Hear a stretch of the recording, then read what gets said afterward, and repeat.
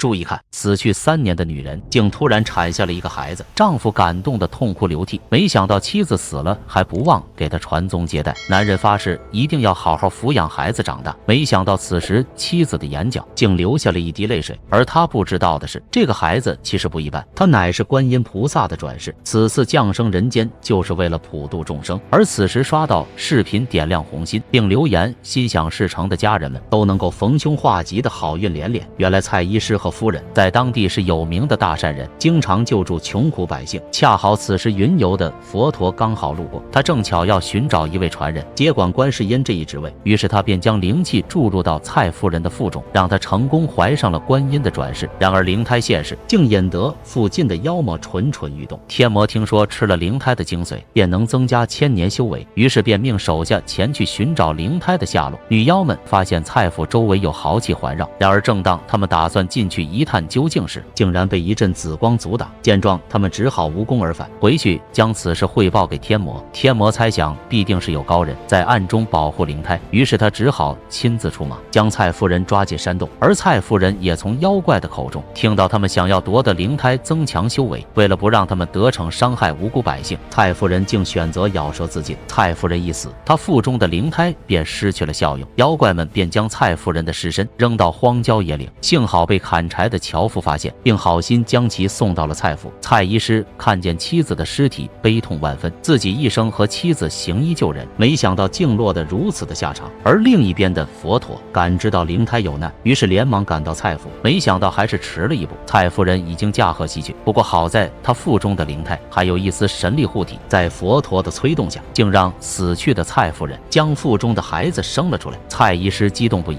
发誓定要将孩子好好抚养长大。然而天魔得知灵胎还活在世上，竟带着手下来到蔡府。可没想到的是，蔡府早已被佛陀设下结界，而阴险的天魔竟然打算放火烧府，打算将灵胎给逼出来。那么刚刚降生的观世音，这次还能化险为夷吗？